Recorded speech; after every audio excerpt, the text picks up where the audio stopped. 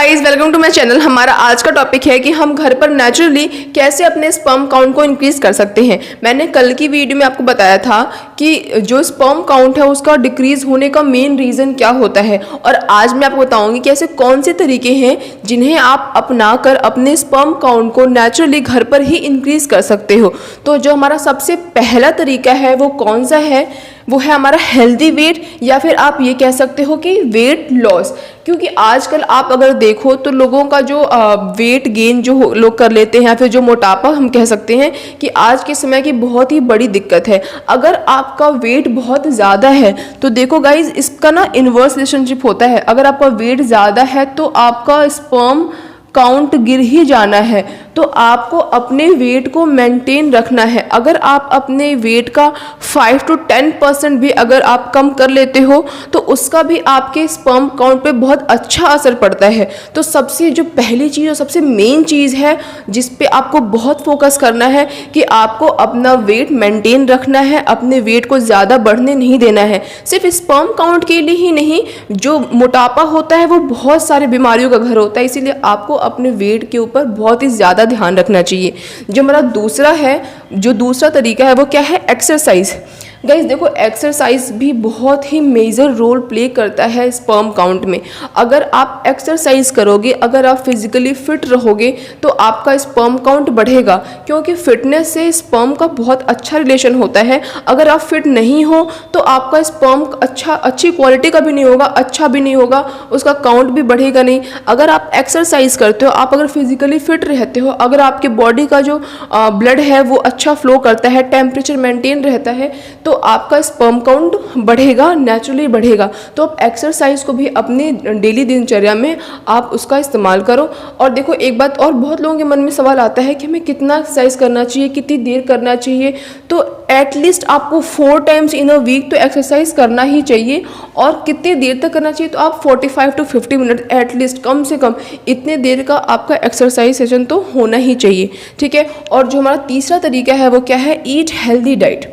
देखो, अब कुछ लोग कहेंगे कि हेल्दी डाइट, हम तो जब से पैदा हुए हैं तब से हेल्दी खाते हैं, हरी सब्जियां खाते हैं, दाल खाते हैं, बाकी चीज़ें खाते हैं, फिर भी हमारा स्पर्म काउंट कम है, ऐसा क्यों? तो देखो, हेल्दी डाइट मतलब ये नहीं होता कि आप बाहर की चीज़ें नहीं खा रहे हो। हेल्दी डाइट मतलब होता है कि जिन चीज़ों की आपको ज़रूरत है कि आप वो चीज़ें खा रहे हो। जैसे स्पर्म है, स्पर्म काउंट को बढ़ाना है तो हमें उसके लिए क्या चाहिए, हमें उसके लिए अच्छी क्वांटिटी में जिंक चाहिए, हमें अच्छी क्वांटिटी विटामिन सी चाहिए, हमें अच्छी क्वांटिटी में एंटीऑक्सीडेंट्स रिच इन फूड चाहिए। तो ये सब आप खा रहे हो नहीं खा रहे हो, ये सब आप अपने डाइट में ले रहे हो नहीं ले रहे हो, इस पे डिपेंड करता है आप कितना प्रोटीन खा रहे हो, कितना मिनरल्स खा रहे हो, कितना कार्ब्स खा रहे हो। ये सब मैटर नहीं करता। जिस चीज़ की आपको रिक्वायरमेंट है आप वो अपने डाइट में ले रहे हो नहीं ले रहे हो, इस चीज़ पे डिपेंड करता है। तो हेल्दी डाइट मतलब ये नहीं होता कि हम बाहर खाना नहीं खा रहे हैं, ठीक है। तो देखो, लिखा हुआ है कि ईट हेल्दी डाइट, कि हेल्दी डाइट खाना चाहिए। हेल्दी डाइट में क्या खाना चाहिए, देखो,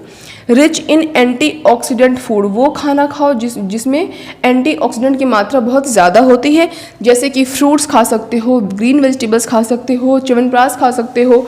और मैं आपको अगर शॉर्ट में बताऊं तो उन सभी चीज़ों का सेवन करो आप जो कि हरी होती हैं, और उन सभी चीज़ों को आप अवॉइड करो जो कि सफ़ेद होती हैं।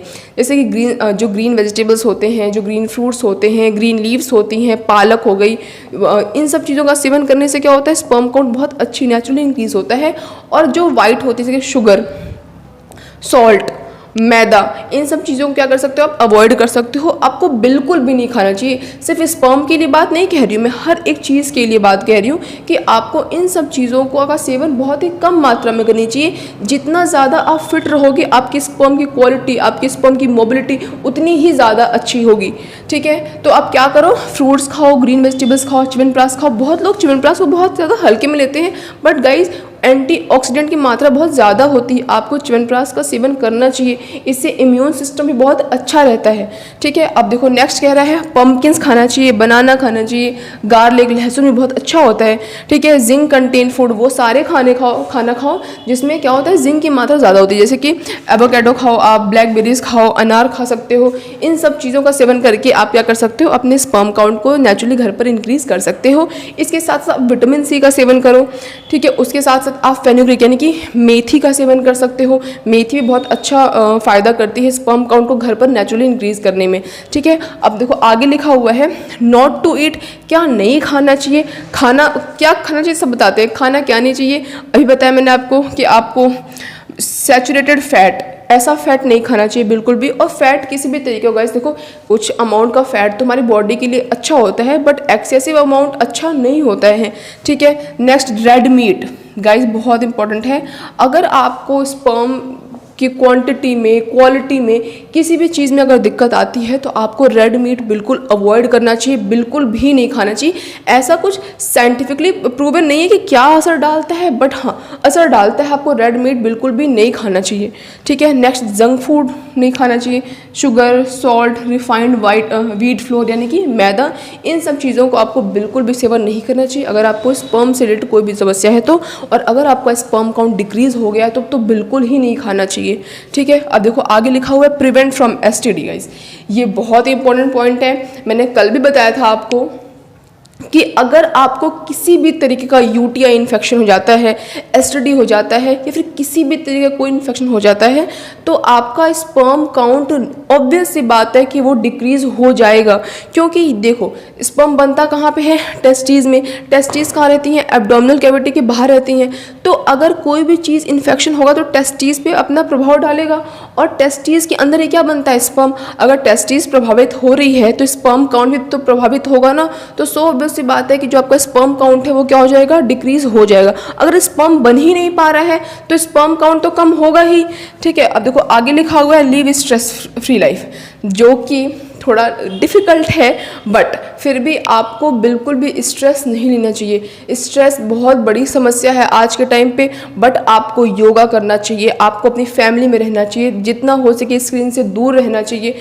इन सब चीज़ों का इस्तेमाल करके आप क्या कर सकते हो, आप स्ट्रेस फ्री लाइफ जी सकते हो। स्ट्रेस का बहुत ही अच्छा खासा असर पड़ता है स्पर्म काउंट के डिक्रीज होने पर।